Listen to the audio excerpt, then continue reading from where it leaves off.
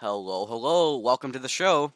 Welcome to Not Just Nintendo, a video game podcast that is focused on Nintendo, but it's not just Nintendo, hence the name.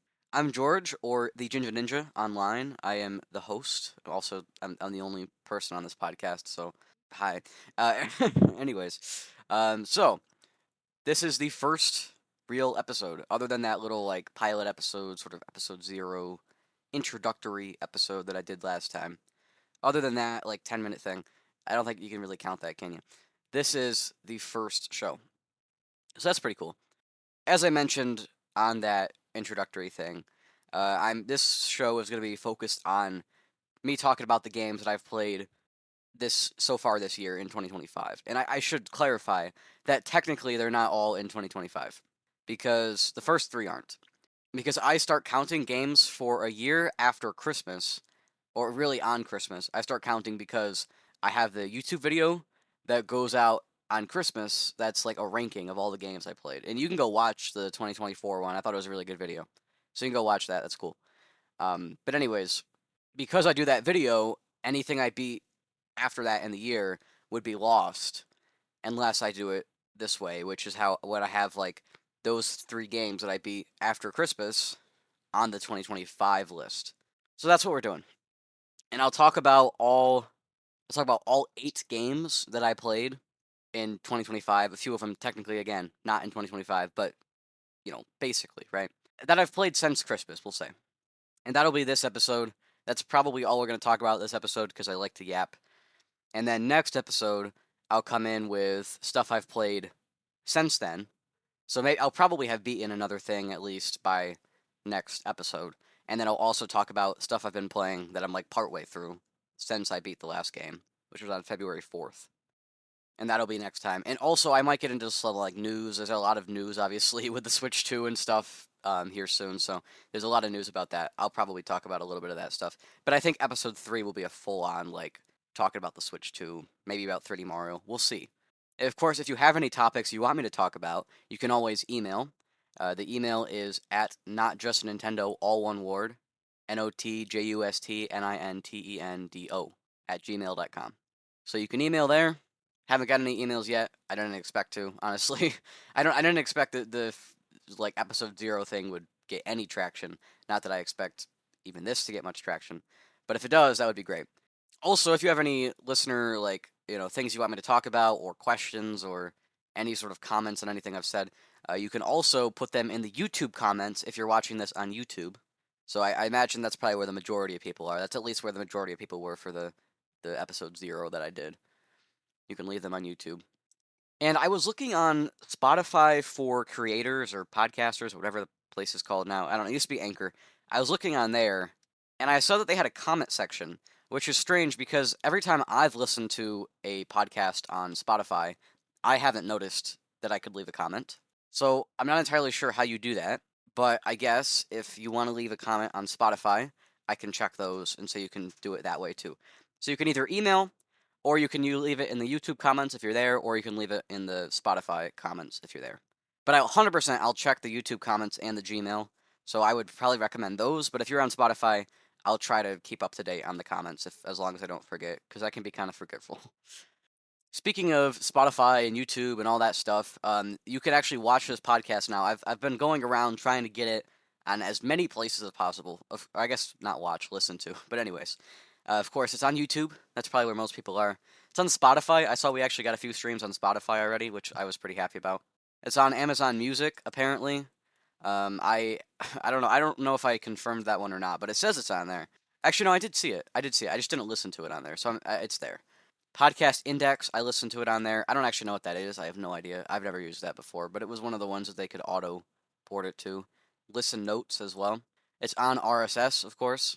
It's not on Apple Podcast yet. That's like the big one that I haven't done. That one, it seems like a mess to try to get something on Apple Podcasts without an Apple account, and it seems like a mess to make an Apple account without having an iPhone. So I don't know. I'll probably figure it out eventually, but I haven't figured it out yet. Then, of course, it's on Pandora and on Stitcher. Stitcher, I think, is going away like this year, so I guess it's not really relevant, but it's on there for now. And then it's on iHeartRadio, which is weird, but it was one of the ones I could get easily, so I was like, okay. It's on Deezer. Now, Deezer, every time I try to play it on Deezer, it gives me an error but I'm not logged in, so I'm not sure if you have to be logged in. I should probably check on that. But if you're on Deezer and you can play the podcast, I don't know if anybody is, but if you're on Deezer, let me know and see if tell me if it's working. So yes, Deezer. And then the other one, the other big one is on Podbean. Podbean was kind of a mess to get it on there, but I figured it out. So you can listen on Podbean as well. So you can listen pretty much everywhere, honestly, is what I should have said. You can listen pretty much everywhere except for Apple Podcasts. That's kind of the one that I haven't figured out. And I'm sure I will at some point, but I just haven't yet.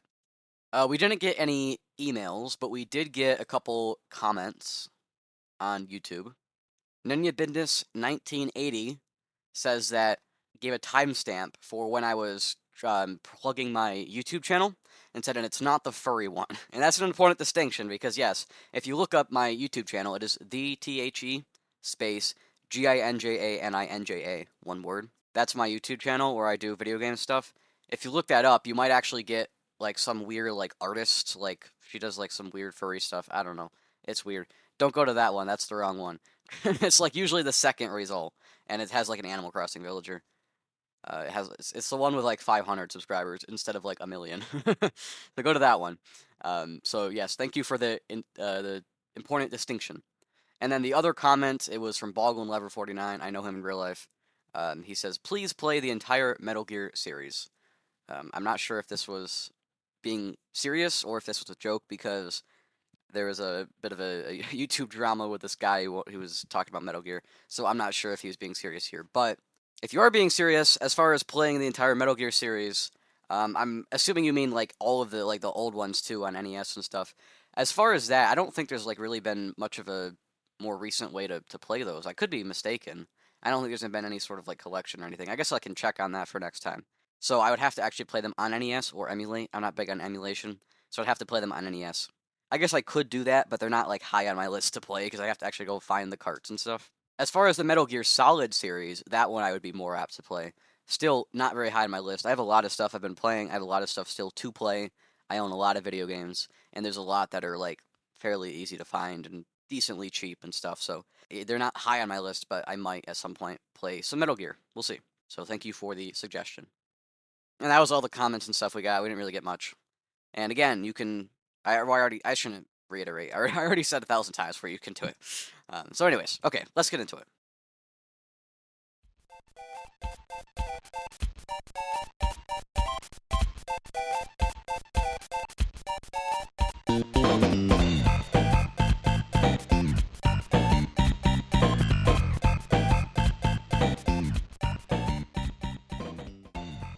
All right, everybody, welcome back. Here we are for the segment where I will discuss all of the games that I beat so far in 2025. Now, like I mentioned last time, there's a few that were before the end of the year, but after Christmas that I've counted on this list. And the funny thing is I actually recorded that first little introduction like this morning, and I'm recording this now in the evening time, and I've actually beaten 2 new games because I didn't have anything to do today. So that's actually kind of funny.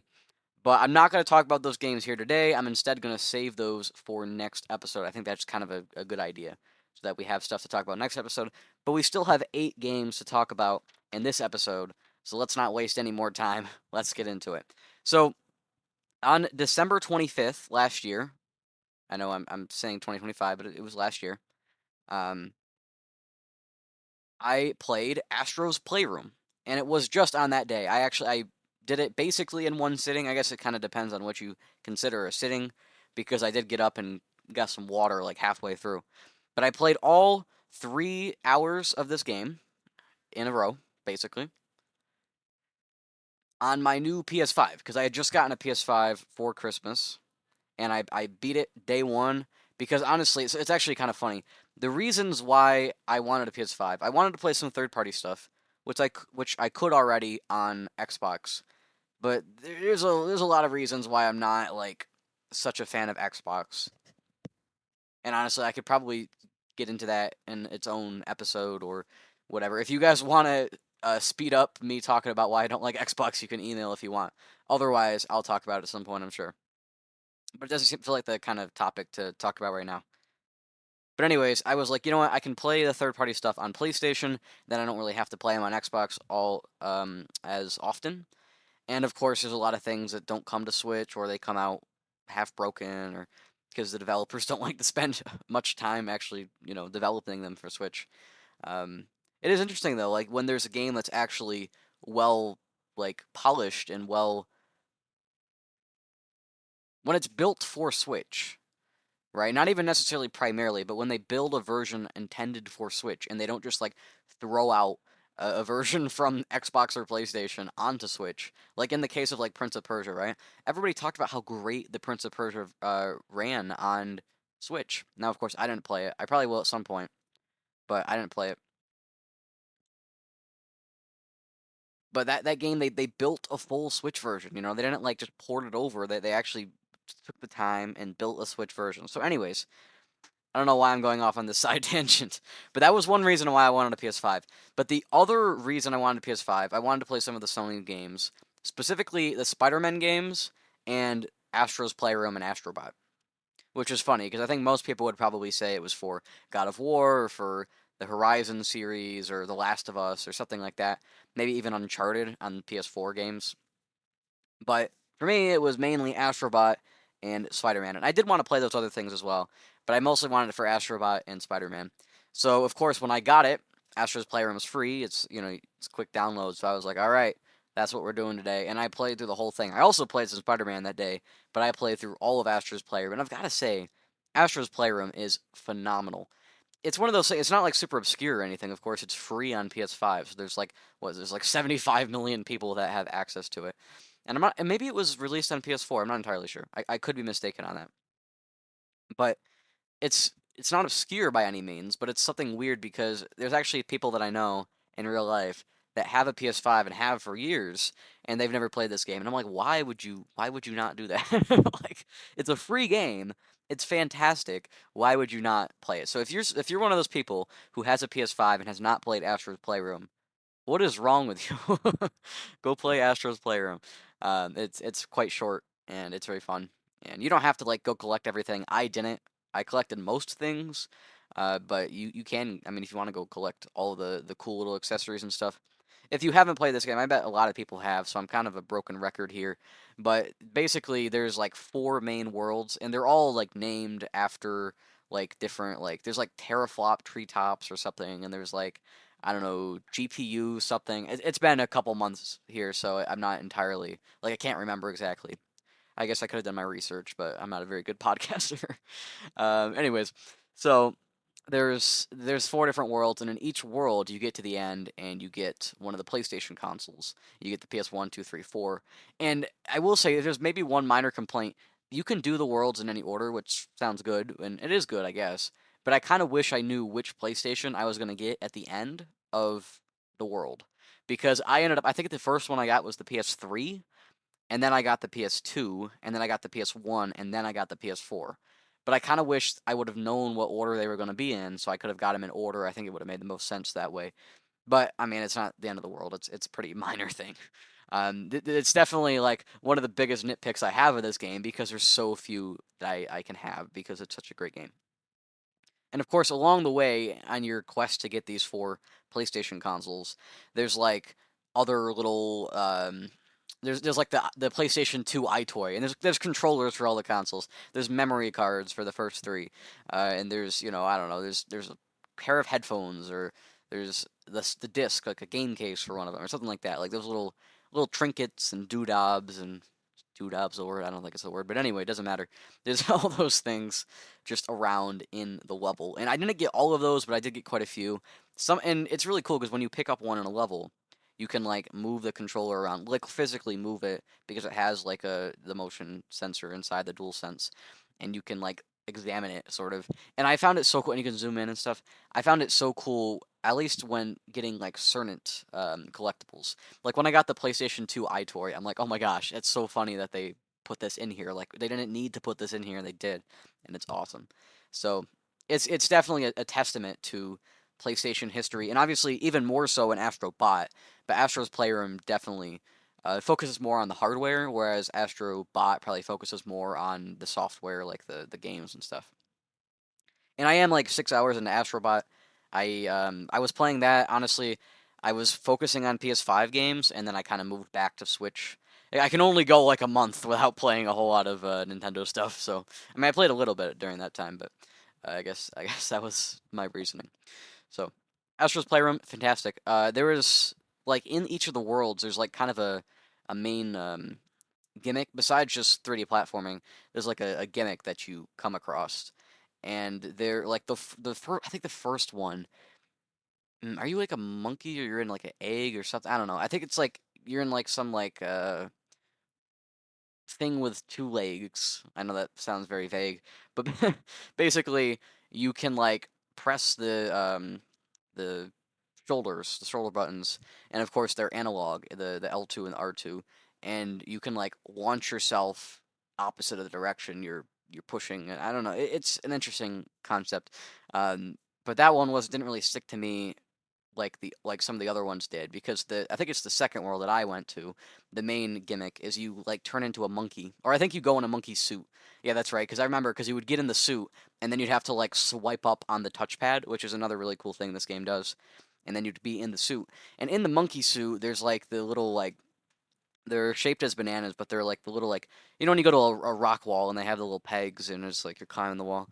It's that kind of thing.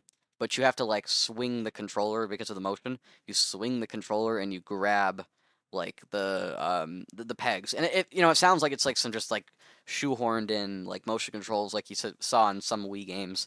But honestly, it's really well done. And so that gimmick was great. And then there was a third one that you like turn into a ball, and I imagine it's probably a lot like Monkey Ball, but I haven't played Monkey Ball. Although I guess in Monkey Ball you actually kind of move the stage around, and that's how the ball rolls. For me, the most like analogous thing, and I guess probably for the most people, this most similar thing would be like in Mario Galaxy and Galaxy 2 when you have the levels where there's like the star inside the big ball, and then you've got to like roll on the ball. So you hold the Wii remote vertically. You probably most of you guys probably know what I'm talking about. You hold the Wii remote vertically, and then you tilt it in the different directions, and then the ball rolls in those directions. And it actually can be kind of difficult to control sometimes, partially because the Wii remote it's not perfect in motion, although it's better than the Switch Joy Cons. But it's not perfect, so it can be hard to control. But it's kind of fun. They're fun levels. Except for this slide where you're on a ball in Galaxy 2, that is not fun. That is hard. Well, it's kind of fun, but it's also really hard. So back to Astrobot though. You do that, but you're not using motion, which I think they could have done that and it could have worked well. But you're not using the joystick either. You're actually using the touchpad, which is really cool. Like you move the ball by putting your finger on the touchpad. Like I actually set down the controller on my lap and I like moved around with a touchpad. It was kind of a cool experience. Honestly, I wouldn't mind if Team Asobi, those are the developers, if they made another Astro game where that's all you do is play with a ball, like where you're. I think they would probably, if they were to do that, they would do more like they did in Astro Bot with the ball levels, where Astro's actually on the ball instead of becoming the ball. Because if you're making a full game around a character, you probably want the character to be on screen most of the time. So I think Astro would probably be on top of the ball, but it doesn't matter. And then you could use the touchpad. Maybe this is a PS6 thing, maybe this is a PlayStation 5 thing, it doesn't matter. But maybe it's a free download or maybe it's a full standalone game. You could like move with a touchpad. It'd be like a monkey ball game basically, right? I think that'd be a really cool concept and I would totally buy it. I mean, I totally want anything Astrobot. The only thing is like I don't know when the PS6 comes out if I'll want that because there's a good chance it won't have a disc drive and I need a disc drive. I'm a physical collector, so if it doesn't have a disc drive, I might not buy it and I might just buy the PlayStation games on PC. We'll see. I don't know. I'm not set on that yet. But I mean, I guess if it's $1,000, I'm probably not buying it because I think it probably will be $1,000. But it'll at least be 800, I'm sure. But that's a whole nother topic. Back to Astrobot though. Everything about this game feels very Nintendo-y, and of course, as hence the name of the podcast. And if you know anything about me, I'm a very big Nintendo fan. I play mostly Nintendo stuff, and when I play other stuff, I'm usually like, I think of it like, oh, this is like this Nintendo game, or this is does something better or worse than this Nintendo game. I'm a very Nintendo-centric gamer, and I mean it's because I was raised that way, right? I played a lot of Nintendo games when I was younger and now I'm playing all sorts of things, but I'm still probably closest to home with Nintendo for sure. And I'm actually really impressed, and I was like thrilled with the PlayStation 5. It's like, oh my gosh, this is one of my favorite consoles ever. Just after playing Astro's Playroom, because I was like, man, it is so Nintendo, and all of the cool gimmicks that they put in the controller, all of the cool like gimmicky game design things that they did in Astro's Playroom, and now in Astro Bot. I'm beyond thrilled with Team Asobi and with Sony on that front. Of course, there are things that Sony does that I'm like not as happy with, but in general,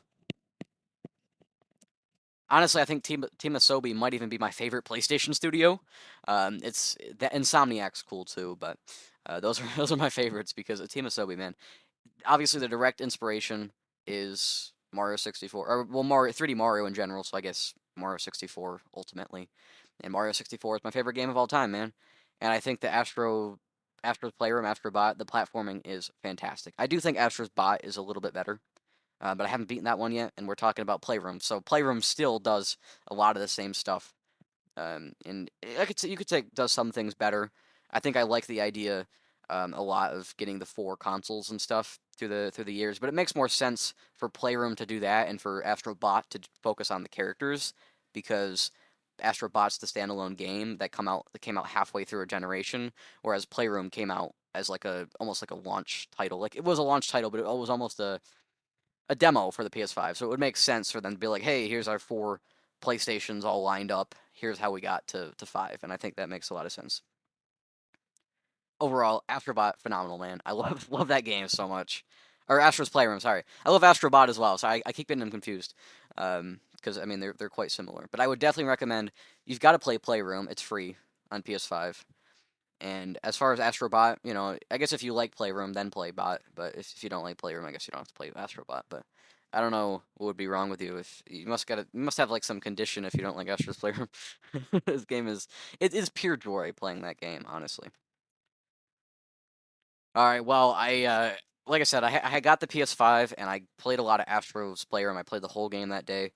And I also jumped into Marvel's Spider-Man, which was the second game I beat on PS5 and in general for the 2025 list, even though, again, was not in 2025. It was on December 30th, 2024. So just about. I actually beat the game itself on the 29th, but then I played all the DLC for it, like all three DLC packs, because it comes with it.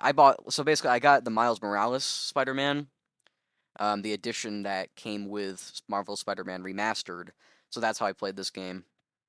So Marvel Spider-Man Remastered comes with all of the DLC content. So that's how I was able to play all that, including all the DLC and stuff. This took me about 27 hours and 45 minutes. And going into this, I knew I was going to love it, but I honestly expected not to do all of the extra side map bonus content, whatever you want to call it. I didn't expect to do it all, and honestly, I didn't do it all, to be fair, but I did do most of it. I skipped out on the DLC side content because I beat the game, and then I was like, I want to do the DLC, but the DLC kept throwing like new like collectible things on the map, and I was like, I don't know, man. I finished the game. I'm kind of done. I don't think I want to like get more collectibles after I just beat the game. I kind of wanted to move on. I wanted to beat it before the end of the year, all that stuff. So I was like, what? I'm not going to do these extra things because they're a lot like the main game side content. It's just more of the same. And I guess if I was playing this back in, was it 2018, I think, when it came out, or when there was a lull when I wasn't playing many games, but I play tons of games, so that never happens. If I didn't have games to play, it would probably be a good thing to do. But because I had two more Spider-Man games to play because I was playing them after the fact, it made the most sense to me to not do the side content. But I did do the side content in the main game, with the exception of two things. I didn't do all of the Taskmaster challenges. I did a few, didn't do them all, and then I didn't do all of the Screwball challenges. So those two, they're like timed challenges where you have to do like different things. Well, actually, for Taskmaster, they're basically all the same. You basically have to defuse bombs. Um, these aren't like spoilers because they're not important to the actual story. They're just side content. And then the Screwball challenges, those vary a little bit. She's like some like social media influencer, but she's like, I don't know, a criminal. And you got to do different tasks, and I don't know, it's a whole thing. I didn't really like those all too much, to be honest. But every other collectible in the game, there's like these backpacks you got to find around the city. Those are really fun. There's the landmarks you got to take pictures of. Those are fun. There's all the hideouts for different goons that you find throughout the game. Those are really fun. So yeah, I did basically everything in the game except for the screwball and the Taskmaster challenges. And I guess I should clarify as well. I didn't like get all of the crime tokens and stuff by doing like certain conditions in a battle. Like they'll give you a battle and it might be like you have to swing kick 10 enemies. Like I didn't do all those. I did some of them, but I didn't do all of them. If I got them the first time through, great. If I didn't, then I just didn't do it at all. Was my philosophy when playing Spider-Man. And yeah, Marvel Spider-Man, man, I love this game. I love the traversal, obviously the swinging. I mean, I don't honestly, there might not be a better like feeling game to move around in than Marvel Spider-Man. Like it's close. I don't know, like maybe like Mario 64, like moving around in Mario 64. But like at least like an open world thing, right? This is by far my favorite open world to get around because it's so small. I mean, I guess it just depends. I guess if you're looking for an explorative thing, it's not that at all. um, for exploration, I would turn to like Breath of the Wild, Tears of the Kingdom, that kind of stuff. But as far as like an open world enhancing a game rather than being the focal point of the game, I think Marvel Spider-Man does it perfectly, honestly. And it's a very small open world, or maybe it's not, but you move so fast because you're swinging around, it really feels quite small because you're up in the clouds, you know? So yeah, Marvel Spider-Man was great. I mean, the story is great. The story usually story doesn't really make much of a difference to me because I mean I'm a Nintendo guy, right? I don't always need a story. I mean, Mario 64 is my favorite game of all time. The story in that game is garbage. Like, it's not garbage, I guess. It's not great, honestly. It's not that well developed, right?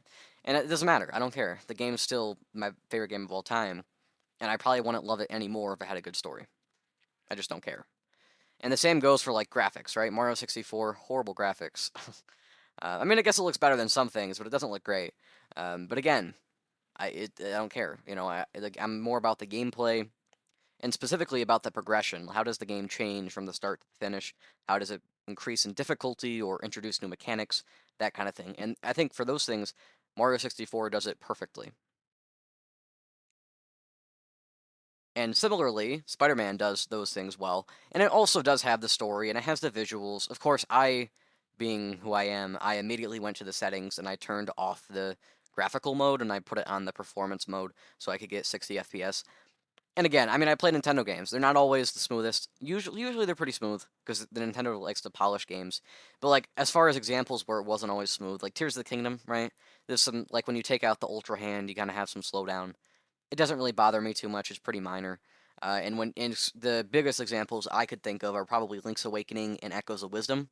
When you play those games, right, every time you like step out of a building, it kind of slows down a little bit. But again, it doesn't really break the game or anything. You're not like trying to immerse yourself in the world, anyways. It's not the end of the world. But if I do have the opportunity, then I'll happily bump the frame rate up and to sacrifice the graphics.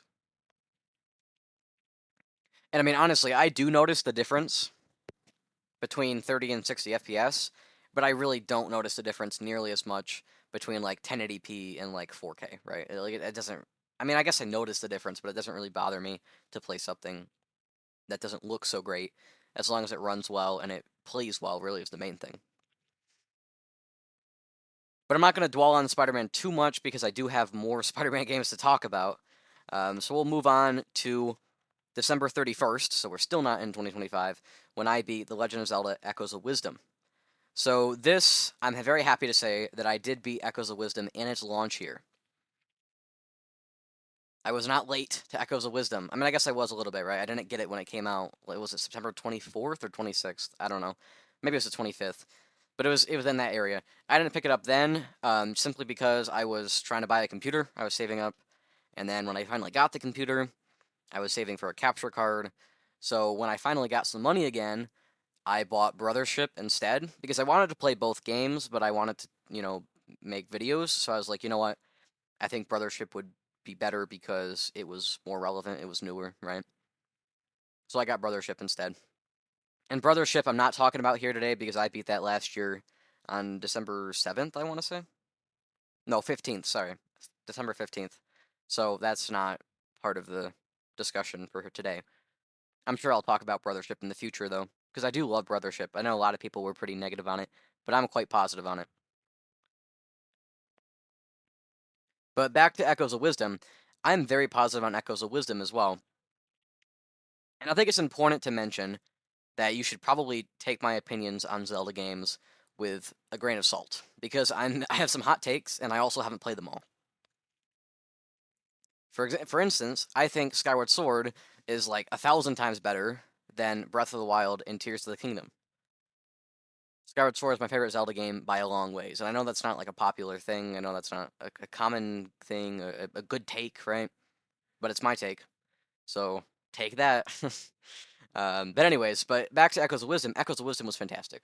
I love Echoes of Wisdom. I know there were some things, as far as like the Zelda, playing as Zelda instead of Link. Some people were upset because it didn't really make much of a difference. Honestly, I was probably happy that it didn't really make much of a difference because I was a little concerned that it was gonna not really feel like the same game because you're playing as a different character who does completely different things, right? I mean, I guess if you gave Zelda a sword and put her in the Link outfit, then I don't know. I guess some people would say that's better, for like inclusion and stuff. I would say that's probably worse because like the one time you actually use Zelda as the main character, all you do is just make her Link. So like, what's the point, right? So I think I actually prefer this strategy. I guess not that I don't know if Nintendo was really thinking about that specifically. They were probably just more like oh, let's put Zelda in here. So I liked how they put Zelda in, and she had completely different things that she does. I mean, with her, the tri rod or whatever I think it's called, that was really fun. And I thought it was really nice having like the different blocks and having the different enemies to go fight for you. I thought it was a really well done mechanic. I guess if there's one like complaint that I might have about this mechanic, it's that there's not always a reason to use one enemy over the other. And I found that as I went through the game, and I've heard this from other people as well. I listened to their episode on this Nintendo Life. It's a podcast I listen to. It's a Nintendo podcast. Honestly, I probably framing this show quite a bit subconsciously around that show because I love that show so much. Go listen to them. But they were talking about how they like got one enemy. Like they would get to a point in the game where they would find a new enemy, and it would be the most powerful, and then they would just use that one. They wouldn't really ever need to use another one again. And I can agree with that for the most part. I mean, obviously there's some parts here and there where maybe you need an electric guy to power a switch, or you need a fire guy to melt a block of ice, or you need a ice guy to put out some fire, right? But generally, there's not much reason to use any enemy besides like for me it ended up being the like top level of the Moblin was the one I settled for. And I think a lot of people settled for the Dark Nut instead. I preferred the Moblin. He seemed to like I don't know if he was better or worse, but he seemed to work for me, so I didn't really care. I did sometimes use the bats, but I didn't really get into that as much. And I think the same goes for the blocks and stuff. Like when I placed down I for a while there I was just using beds because beds do the same height that the stools do, but like they're double wide. So there's no reason to use a stool over a bed for the most part. So I was just using beds. But then later on, I got the trampoline and I started using that as my first thing when I was stacking up because it was the easiest. And then when you get clouds, you start using clouds. So basically, you'll have like a few different items that you use most of the time until you unlock a new thing, and then you use that basically exclusively. And I know some people have problems with that, complaints with that.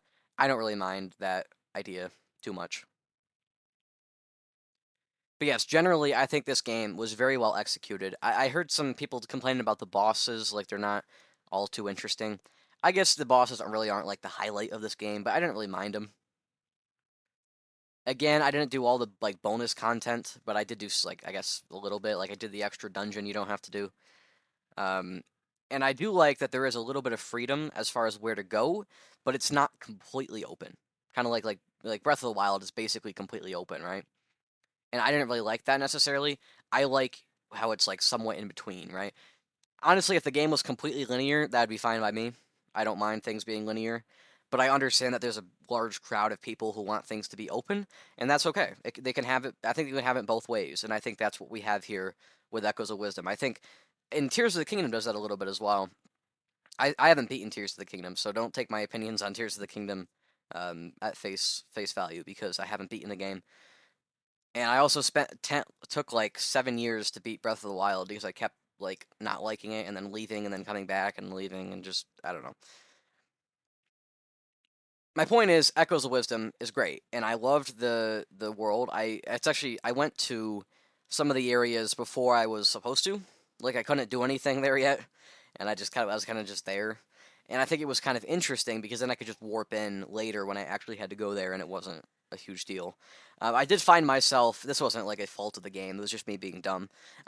Every time I'd go to a new area, and there would be one of those little like waypoints. I don't know what they're called actually. The like they look like a little cactus, and you can teleport to them using the tri rod. Every time there would be one of those. I would forget to like accept it or whatever to mark it on my map. So then I couldn't teleport. And like for some reason I just didn't have an eye for those. Like I would just be walking through the world and I would just completely miss it. Like I didn't even realize it's there. So by the end of the game I had to like look around for the teleporting points because I was like, where are these things? Surely there's got to be one around here. And it'd be like tucked away. And it wasn't really all that tucked away. I was just stupid. But that's not a fault of the game. That's just my insolence, I suppose. I'm thinking I probably shouldn't get too spoilery on Echoes of Wisdom because it's still fairly new, and I'm actually kind of thinking of making a whole YouTube video about it at some point. I should probably get on that because the game's losing relevance. Uh, but yeah, I was great. Echoes of Wisdom, fantastic game. I think I still prefer like Skyward Sword, but it's my favorite. But it's my favorite 2D game for sure. It's my favorite 2D game, and I'm like most of the way through Minish Cap, and I still prefer Echoes of Wisdom. Overall, like really, really solid game, and it's really cool that 2D Zelda is back, and it's cool that we got Zelda back so fast. I mean, who would have thought that there was a 2D Zelda game in the works this whole time? I mean, I guess some people did like leak it or rumor it, but I think most of those people were kind of just wishful thinking. You know, it wasn't like actually like I don't think there were actually that many people that believed that there was going to be another 2D Zelda game or even one on Switch at all, unless it was like a remake, like an original one, you know? And I know a lot of people like to point at A Link Between Worlds and like not count that one fully because oh it wasn't an original map. Honestly, I think that counts. I mean, even if they reuse a map, it's still the same game. I mean, it's still a new game, right? I don't think anybody looks at Tears of the Kingdom and is like, "Oh, that doesn't count as a new 3D Zelda game because it used the same map as Breath of the Wild." Like that's stupid, right? So nobody is making that argument for Tears of the Kingdom. I don't think that's a valid argument for Link Between Worlds. And in fairness, I haven't played it, so maybe it's a little bit more similar than Tears of the Kingdom is to Breath of the Wild. So maybe it is a bigger deal than I believe it is to be, but I don't know, man. Yeah, I think, I guess I can get into light spoilers. Not that the story is like particularly important. And maybe I don't really have that much to say, but yes, I will talk here for a few minutes, some like light spoilers on Echoes of Wisdom. So, okay, for one, the final boss being the eyeball. Is it Noel? Is that what his name is? I think it's Noel. So that was I don't know. The final boss it was all right. To be honest, it wasn't the best boss in the game. There and I think it's neat with Zelda. I think honestly, maybe my favorite part of the entire game is breaking out of the prison in the Farron region. I don't remember what exactly that town is called, but they're all obsessed with the cotton candy and they're like it's actually the spider webs or whatever, and they're all eating it. I think that was actually my favorite part of the game was breaking out of that prison. So that was a nice area. As far as the other areas in the game, I really liked the Zora area, where you had the River Zora and you had the like Ocean Zora, I suppose, the regular Zora. Um, I mean, I don't know if there's really a regular, but the ones we've seen more frequently in past Zelda games, like Ocarina of Time and stuff. Actually, I guess they were in Breath of the Wild and Tears of the Kingdom as well. But anyways, that was nice where they had the music and stuff. I mean, honestly, it's not like some like heart wrenching like um I don't know, like crazy, like adult story, right? But it doesn't need to be, you know? It's just a lighthearted, like fun time, you know? But there's also a little bit of depth and there's a little bit of lesson to be had, I guess, from Zelda stories. And I think that's a good balance for Nintendo to strike, you know? So that's goes with what I was saying earlier about like the Spider-Man games. Like you don't necessarily need to have this like crazy story. It's nice sometimes, but it's not always 100% necessary, I guess, is what I'm been trying to get across. Other areas in Echoes of Wisdom, there was the Gerudo area. I went to the did I go to the Gerudo Desert first? I think I did. Yeah, because I think the first dungeons you can go to are the Gerudo and the Zora. I went to the Gerudo first. And the Gerudo one, that's where they have well, there's rifts for opening up the entire game. But that's where they have like I mean it's in the desert. I mean, I don't actually remember the driving story of the Gerudo one too much. I know the chief is like an imposter of the real chief or whatever, and you got to pull the real chief out of the like dark world or whatever. I don't know. The Gerudo area, I thought it was nice. It was interesting. You know, it wasn't like my favorite area in the whole game. Um, Another great area in the game was the Elden area when you go to the volcano and there's starts with a D. I can't remember his name, but there's the chief there. I really it would be nice if I was talking about these as I was playing the games, but this is the only episode where it's really gonna make where it's gonna matter that I haven't played these games super recently. But there's that chief there, and he's like new, and he's got to like learn to stop worrying so much about like the past teachings, and that he's a better chief when he's kind of coming up with his own ideas. I think it's kind of interesting. Then there's the Hebra. You go there's the Hebra Mountain, but then you go up even taller, I believe, than the Hebra Mountain. But anyways, you get up there, and then there's like the weird like Yeti guy.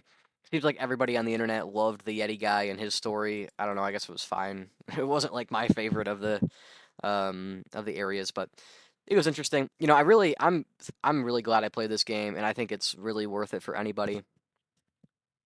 And I think Echoes of Wisdom is fantastic, and I'm really glad that we have a new 2D Zelda game. I mean, whether it was with Link, whether it was Zelda, what don't matter. I think it's a really good game, and I think we need more. I honestly I want Link back. Like I'm not. It's not like I cared. Like I wasn't playing Echoes of Wisdom. And I was like, oh, we need Link in this game. I was more like, this is cool, but I don't want it to be like the new norm. You know what I mean? I think it's nice when it's one time. I don't want Link to be replaced, right? So I don't think that's what's happening here. But I'm just making it clear that I don't want all the games to be Zelda because I think it would be interesting if we had another game like this. Again, like maybe we have a second, like a sequel to it. Um, but I think what would work nice is if there was maybe like two modes or something. Like there's like two little games. Like maybe they come out like the Oracle games did. I mean, maybe like one of them's a Zelda game, one of them's a Link game. I don't know. It'd be interesting. I'd probably want to do that. But if we get Zelda again, that's okay. But I think we probably don't want her as the next game if there's not another Link game. I could also see a world where maybe they do like 3Ds are Link and 2Ds are Zelda. But I think a lot of people probably won't take that well because then they're kind of like relegating Zelda only to the 2D games, and it's like maybe those are a little less important. But I don't know. I could see it maybe not mattering fully. I don't know. I'm a little mixed on it.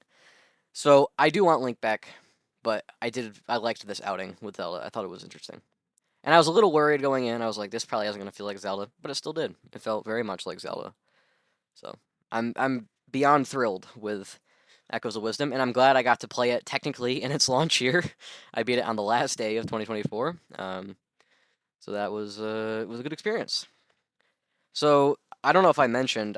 I'll go back and check, but I that beat that in 19.75 hours, 19 hours 45.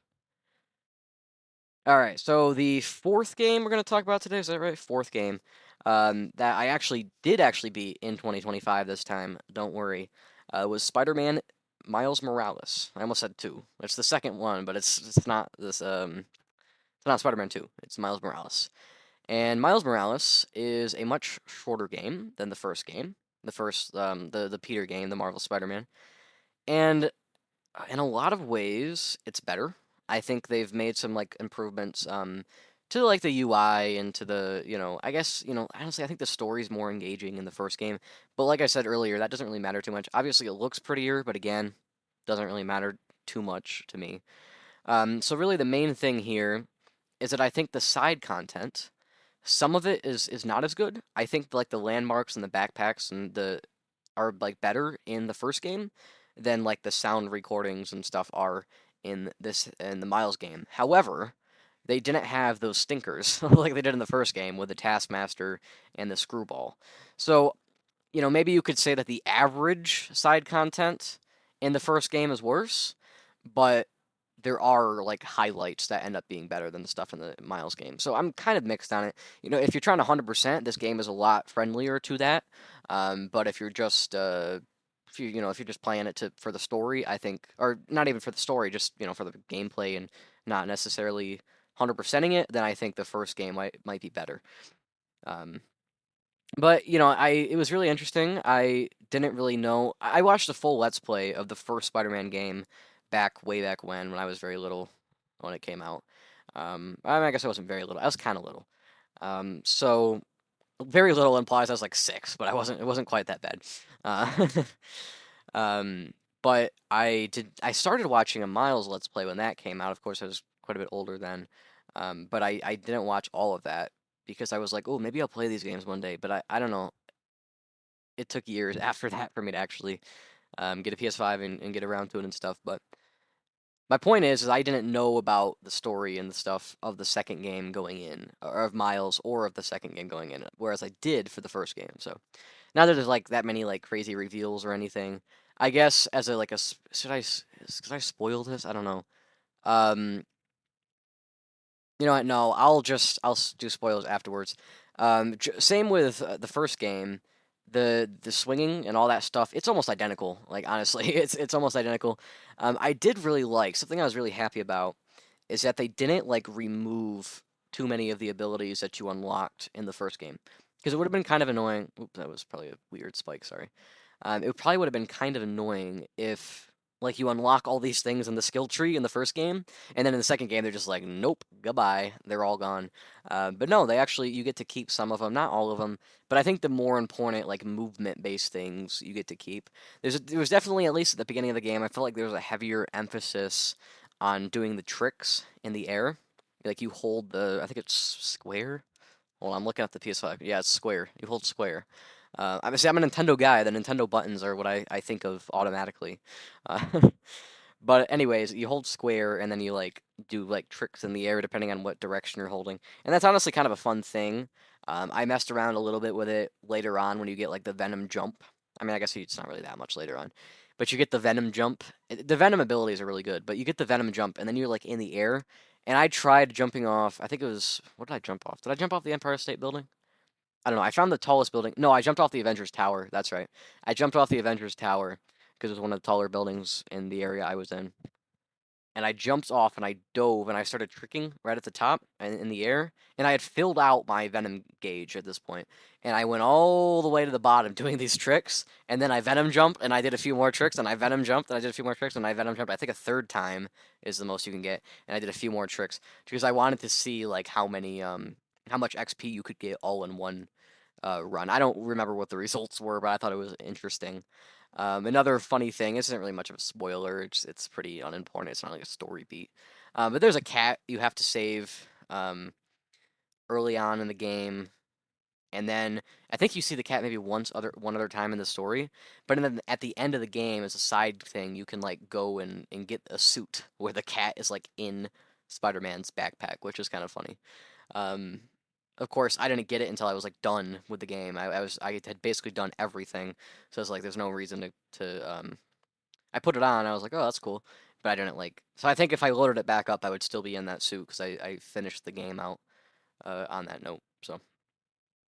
And speaking of which, I 100%ed this game, unlike the first game, because like I said, there weren't any of those like stinker mini games like there were in the first Spider-Man game. And there also wasn't any DLC, so it wasn't like there was a whole lot of extra stuff to do. In fact, I finished the story, and then there was very little left to do because I had done most of it as I had went along. Um, so I got 100% on the map. It sums up in the corner. It says 100%, but I didn't get like a platinum trophy or anything. And I beat that. I don't think I said I beat that on January 4th in 12 hours and 15 minutes.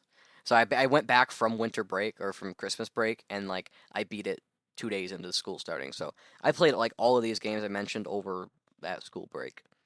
The next game I beat is just on the same note is Spider-Man 2. I beat this on January 13th in about 24 hours total.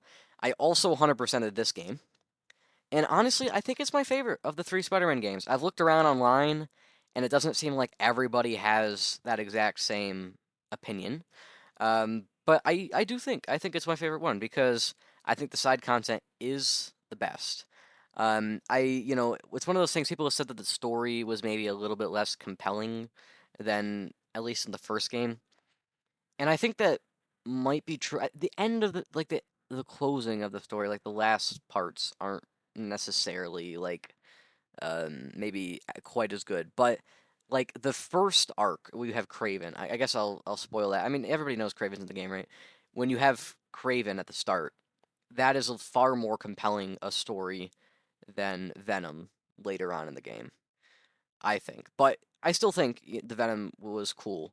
Um, and I'll do some spoilers for Spider-Man 2. Spider-Man 2 is a much more recent game. If you don't want spoilers for Spider-Man 2, probably skip through here because I'm about to spoil Spider-Man 2. So I'll give you a few seconds.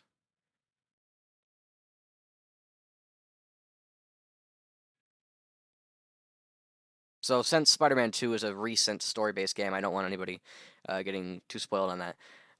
So Spider-Man 2, I think my favorite, like the peak of Spider-Man 2, well maybe, was when you first get. Well, I'm not gonna. Okay, I guess when I say the peak like that, it's kind of negative. It feels like afterwards it went downhill. I wouldn't say that's necessarily true. I think the best moment in Spider-Man 2, we'll say, was probably when you got the symbiote suit as Peter for the first time because it's almost like what's a good comparison? It's like in Metroid. I just actually played my first Metroid for the first Metroid pretty recently, but it's like in Metroid where you get. I guess the screw attack's a good one where you get like, you get a lot more powerful. But maybe the better is like the victory lap, right? Right before like sometimes after right before the final boss where you have all of the things and you're running through and you can just like destroy enemies like they're nothing, right? You just throw and that's what it feels like every time you get the symbiote suit or you get to play as Peter in the symbiote suit in the game. And it's interesting because, you know, once you lose the suit, you almost like lose abilities and it feels kind of weird. It's like, oh, I don't really know if I like that. But you pretty quickly get them back when you get the like anti-venom suit, I think they call it. The white suit. I'm assuming it's an anti-venom suit because like in the comic books the white symbiote is the anti-venom. I don't know if they actually said that or not. Maybe it's a negative suit. I don't know, it doesn't matter. But it's from Mr. Negative, right? So, and I guess as a big spoiler here, Craven like dies like probably about 2/3 through the game. He's like, maybe actually maybe even a little bit more than that. He's killed by Venom, and it's a big like pivotal moment in the story because the beginning. Like as a brief like in the game, like you have like the Craven's goons and his vultures, like yeah, they're like vulture like bird people. Some of them are actually like drones. Others are people in wingsuits. And they like attacked New York or whatever. The Sandman. That's right. There's the Sandman at the start. That was a really fun boss as well. Then you get into the Craven people, and they're there for like most of the game. They're the main like antagonists, Craven and his gang. And I remember that there was the funny thing where you have to while you're hunting down Craven, you have to go to one of his men's like parties or something, and you have to like sneak in with a suit, and you're like one of the servers playing as Peter, and yeah, and you have to bring like a piece of meat to his like bodyguard, and you get up there and it's a tiger, and I was like, oh my gosh, that's hilarious. So I don't know, there were some funny things. The story, like I said earlier, the story doesn't really bother me too much, but I did think there were some really high moments. There were some moments that, I mean, I guess there were some somewhat like I want to say they're emotional, like I was crying, right? But there were some things that I'm like, wow, that has a little bit of impact, right? Um, but on top of that, there were just like some funny things, like the tiger thing, that really I thought were funny. Um, The funny things I thought were funny. Yeah, I know. I'm really good at describing my opinions on games, right? Uh, that's what I'm here for, right? I'll be here all night. Anyways, so yes, Spider-Man 2. What else can I say about it? Oh, there was I liked the going to Coney Island with Harry and MJ. That's a really good part in the story. And I like as well where you have Tombstone and like Tombstone's like he's all like reformed, I guess. Like he's no longer a bad guy. I don't think you even had to do the Tombstone stuff in the first game. I think the Tombstone stuff was optional entirely. I don't think you had to do any of it because you could do that as an optional boss fight. I did it, but anyways. So yes, I liked that a lot. I guess I really didn't like Black Cat's inclusion in Spider-Man 2 a whole lot. I don't think they really like. I thought she was very interesting in Spider-Man 1, and then she wasn't significant. She was significantly less interesting when she returned in Spider-Man 2. But it is what it is. Yeah, overall, Spider-Man 2, better game for sure. I think some of my favorite side pieces of content. I liked the spider bots. I remember at the end of the game there, I was kind of running around, like had like two spider bots left to find, and I was like, man, I cannot find these spider bots. And I had to like, I didn't have to look anything up, so it wasn't that. I just was like confused the whole time, trying to find like I was going around probably like half an hour. I was swinging around finding the last two spider bots, and they're in confined areas too. So that's another thing. They open up more of the map in this game, which is really cool because it's not like it got old, but there's no magic left after the first two games. You've seen the whole city, right? And I don't think that's necessarily a problem, but if you are someone who likes exploration based things, it's really cool that they opened up a whole new section. I think it's like Brooklyn, right? That they opened. I think they only opened like half of it or something. So maybe in the next game we'll get the rest of Brooklyn, and then after that we'll get some new section. I don't know, but it's really cool. Yes, as far as who I played as, I think I probably played a little bit more Peter than Miles, but I think it was probably like 60-40, right? Like I still played quite a bit of Miles. I definitely wanted to try them out both out.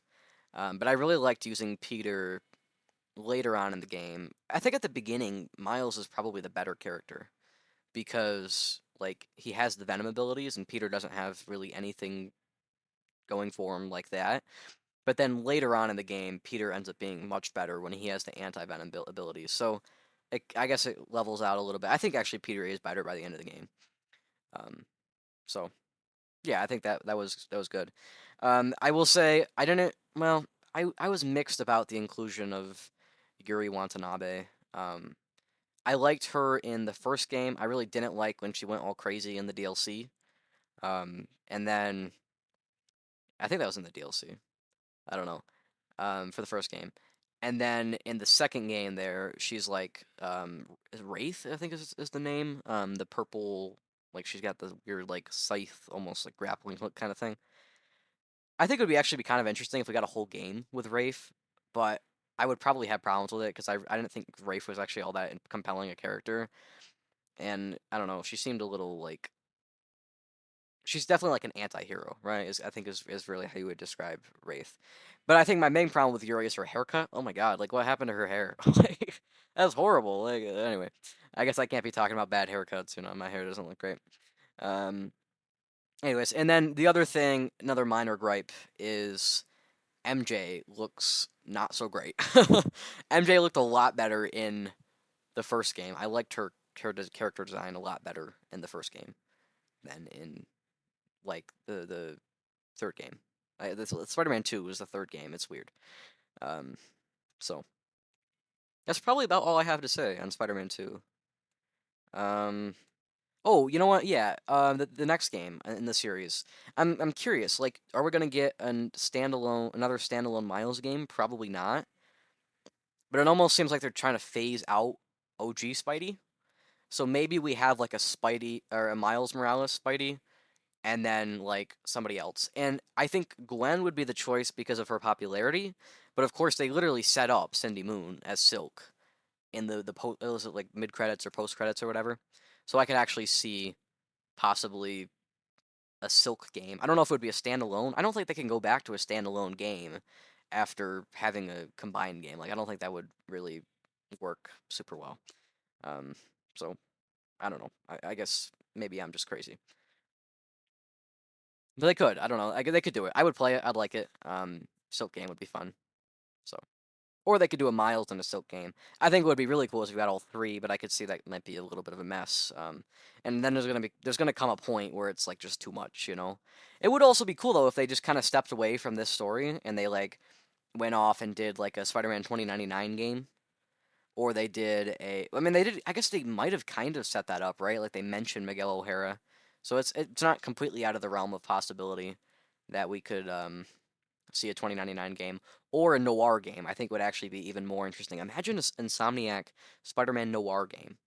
That would be like amazing. I would love that so much. So I could see a few different things. I know right now Insomniac's working on Wolverine. I hope that that's actually still happening. I wonder. I don't know. After all that leaking, maybe it was canceled, but I doubt it. But if they made a noir game, that would be awesome. So, and I mean, I'm not. I think it's possible they're working on another Spider-Man game still. I guess maybe they even are making a Ratchet and Clank game for PS6. We'll see. Maybe they're working on a few different things. I don't know. I know it's hard for a team, like they're a large team, but they're not like they probably don't have multiple teams, right? Maybe they do. I don't know. They're very large, but most of those people are all working on the same game, I think, generally. So hard to say. Hard to say. But yes, Insomniac. After playing all three of these Spider-Man games, and after playing Sunset Overdrive last year, I played it. I think in August. Hold on, I actually have August 6th. I beat it. Yep. I loved Sunset Overdrive as well. I do think the Spider-Man games are better. Like of those four games, Sunset Overdrive is probably my least favorite, but Sunset Overdrive is still phenomenal. I think it was like number 6 on my list last year. So I guess that tells you how much I love the Spider-Man games, right? So they're great. They're great games, really. And the PS5 was worth it for those and for Astrobot, even that. But there's gonna be more stuff I'll get to play on there too. So it's gonna be great. Yeah, that's that. So the next game I beat so far this year was on January 19th. I beat Mario Kart Super Circuit. I did all the Grand Prix on all the CCs, so I did 150 as well.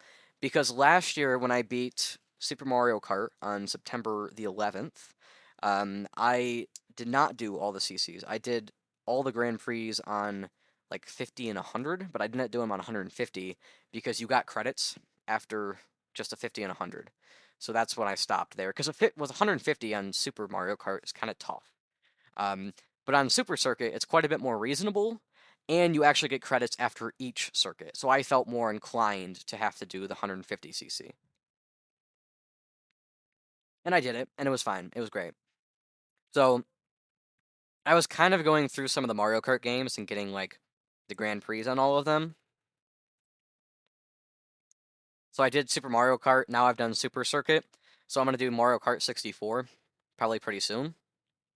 I've played some 64 before, but I've never done all the Grand Prix. I don't have Double Dash. Double Dash is the only Mario Kart game I don't have. So I'm probably not going to go in order. I'm probably just going to skip that one and come back later. But then I'll probably do Wii, and I'll probably do DS, and then Wii, and then 7, and then 8 Deluxe. I was waiting on 8 because I didn't have the expansion pass for Switch Online, and I also didn't have the DLC by itself. So I couldn't do the booster course pass stuff, and I felt like it would be kind of weird to like do all the Grand Prix but not the booster pass ones. So now I can actually do that at some point for Mario Kart.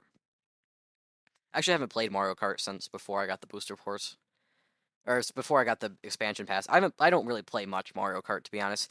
It's not something like I like doing the Grand Prix, and I'm sure on Mario Kart 9 I'll do the Grand Prix and I'll be like okay, and then maybe honestly I might play some Mario Kart 9 if I end up getting it when it comes out. I might play some Mario Kart 9 just for fun, but I don't imagine I'll play Mario Kart 9 like much, because it's not something unless it ends up being like some like Forza Horizon like open world thing, then maybe I'll try it, but I don't imagine I'm gonna play much of the online for that. But anyway, back to Super Circuit. Super Circuit is pretty nice. In a lot of ways, it's like Super Mario Kart, but in some ways, I think it's actually a little bit more like Mario Kart 64.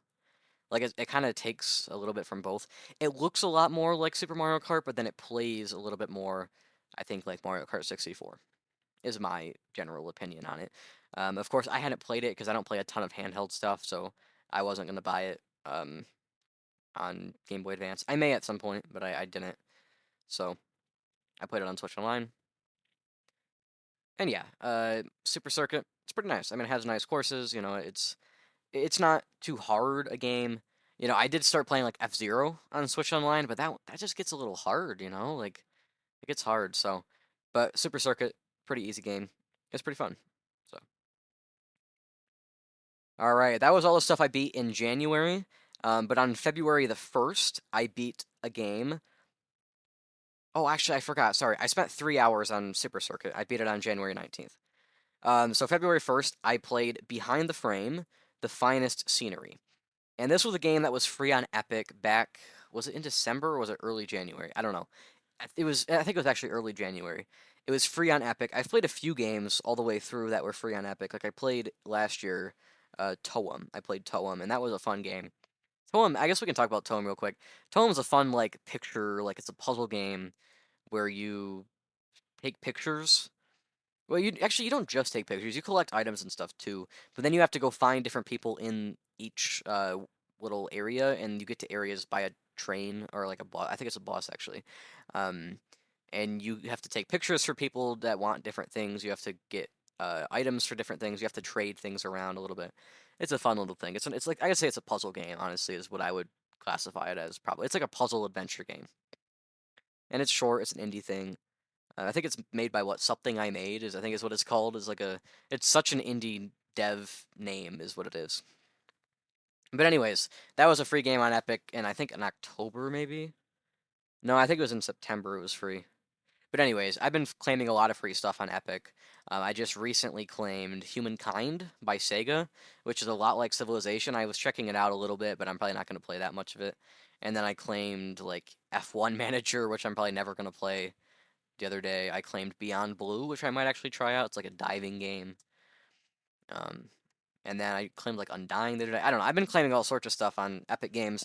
If you have a PC, or you think you might get one at some point, I would totally recommend downloading Epic Games and you know getting the free stuff because there's like free stuff every week. One, sometimes even 2 games a week. There's free stuff on Steam periodically as well, and then there's free stuff on GOG every now and then. But like Epic Games is the main one. I think it's because they're trying so hard to get people to use their store instead of Steam, but like everybody knows that they can just get the free game on Epic and then use Steam for everything else. And it's almost a little sad for Epic, but they're trying so hard that they have to give away free games for people to use their store. Anyways, so back to Behind the Frame. It was a free game on Epic. I beat it in a single sitting. It's an hour and 15 minutes. It's very, very short. I mean, now it's like $15, which honestly, I wouldn't pay $15 for it. And I feel bad because this is the problem with me in indie games. I like some indie games, but like a lot of them are short. A lot of them are like some of them like aren't that great to be honest. You know what I mean? Like some of them are for sure. Like I played like Firewatch, right? Firewatch was awesome. Would I have paid $20 for it? Maybe. Right, but as far as most of the other stuff like Grease, I probably wouldn't pay $20 for Grease. It was alright for free on Game Pass, but it's not the kind of thing I would probably spend $20 on. But I don't know, maybe I'm just being harsh. Behind the Frame, it's like $15 normally. Maybe it's actually 13, sorry. I would not pay $13 for this. It's just too short is the problem.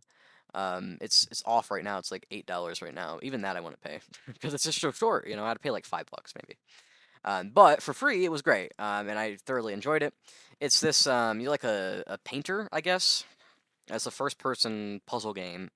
Well, I say I guess you're obviously a painter. What am I talking about? You're a painter. You're this girl. It's actually got a nice like animation style. I was actually trying to find intro music to the show from Behind the Frame, but they don't have it on the place where I download video game music, so I would have to actually go download it through YouTube, and that just seemed like too much of a hassle. So I went with Mario Kart Super Circuit instead.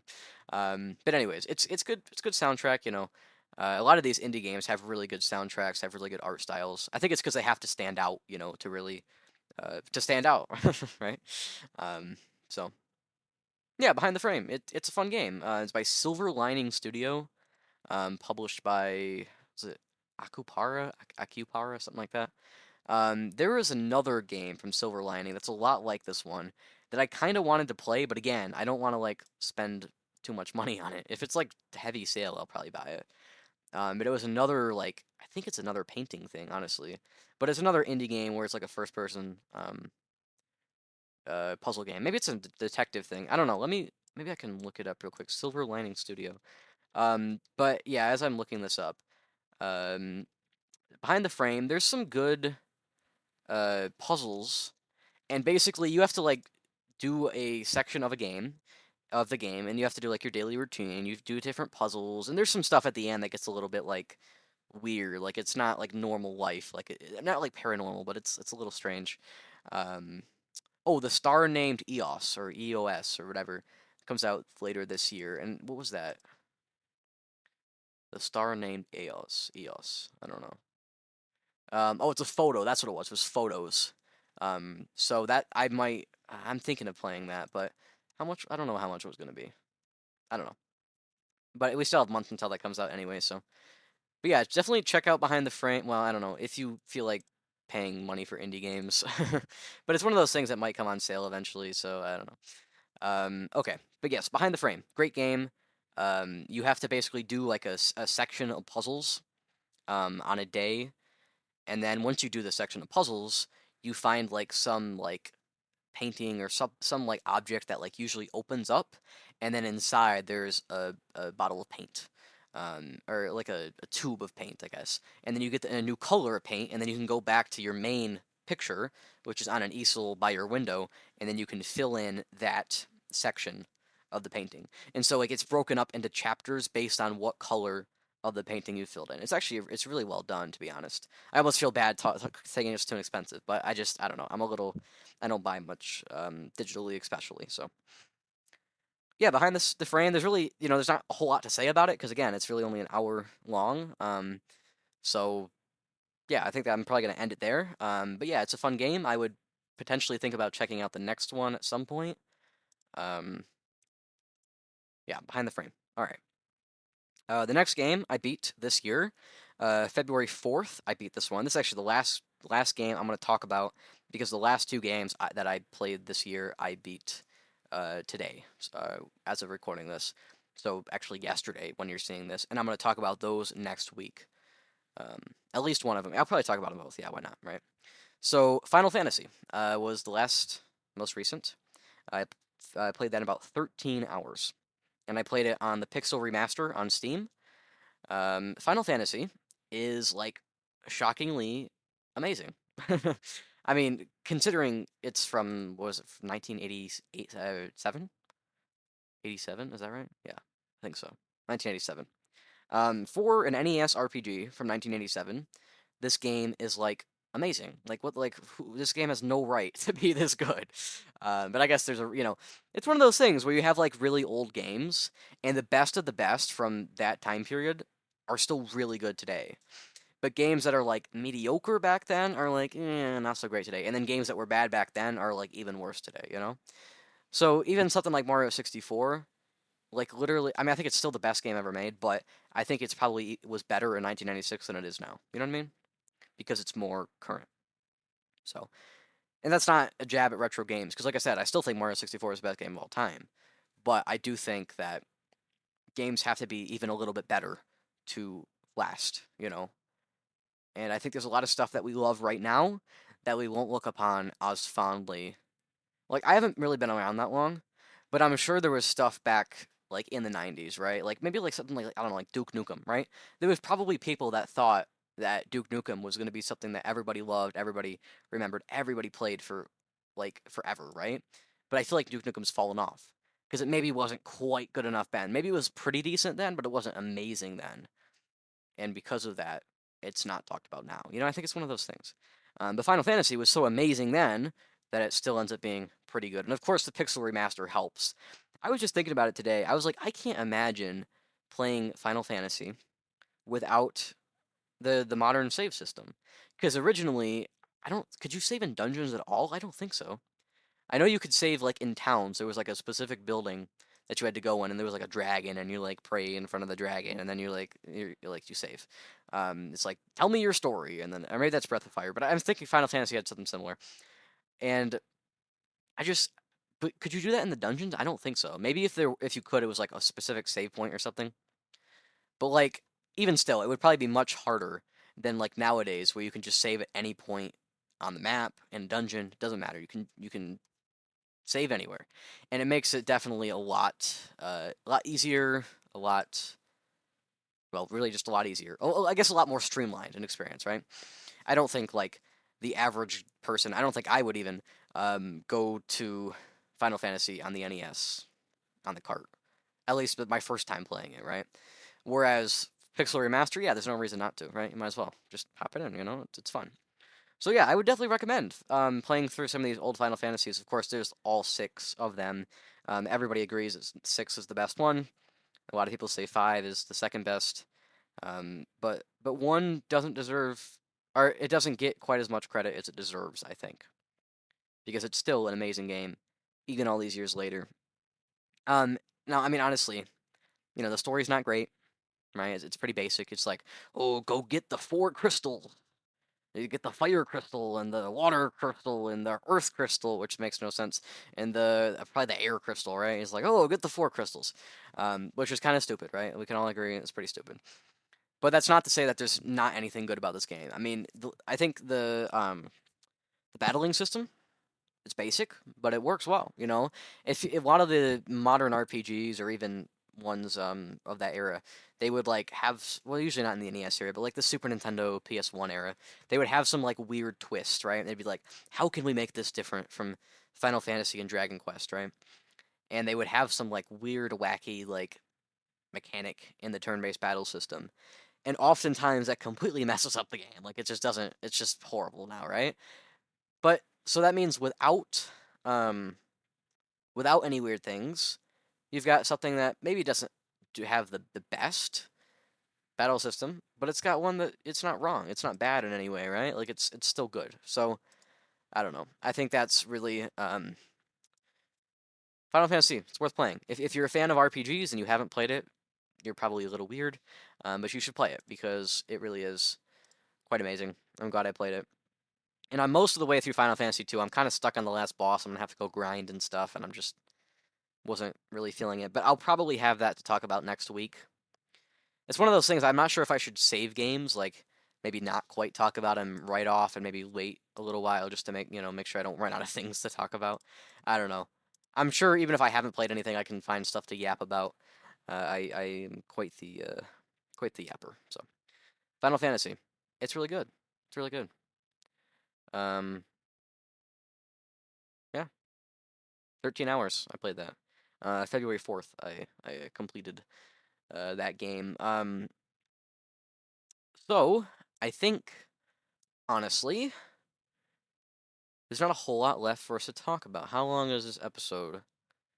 41 plus what do we got? 37. So it's 78 hour 18. All right. Well, so it's not. This isn't gonna be a particularly long episode. Honestly, in the future, I'll probably try to get them closer to like an hour and a half. Is probably gonna be the benchmark normally, because I'm thinking I can do like two segments, right? And they'll be like 40 minutes each or so, and so it'll end up being like an hour and a half. That's probably what I'm gonna do. Two segments.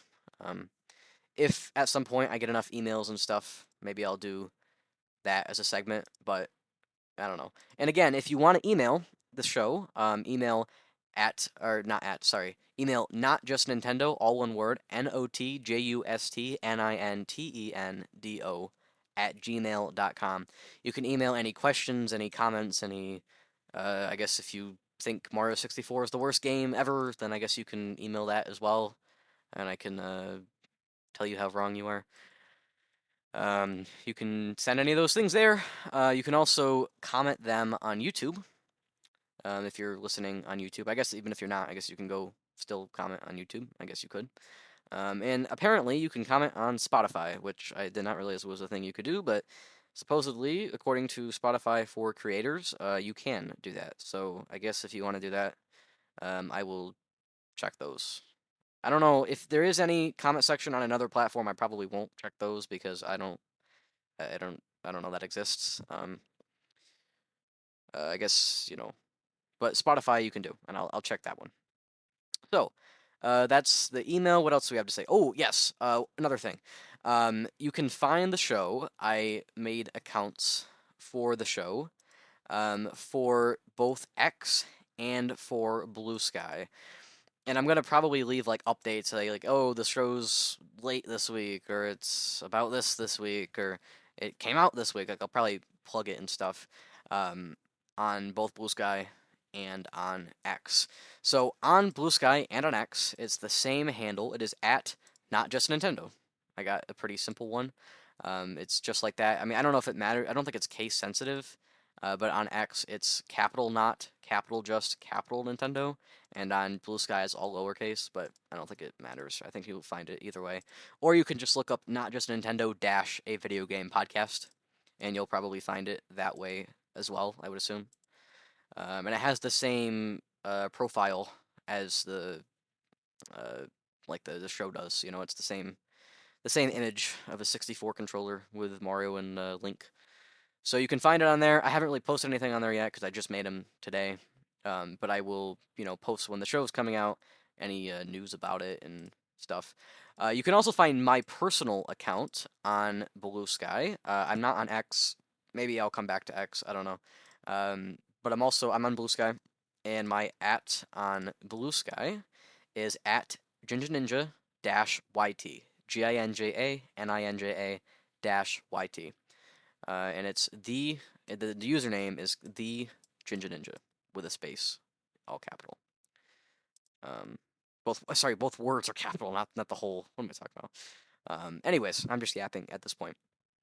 You know what? I'll even put a link to my YouTube Discord server in the description, because you can talk in there. I'm assuming a lot of the community for the podcast and for the YouTube channel are going to be overlapping. So if you want to go check out the YouTube Discord server, it is in the description of this here podcast episode.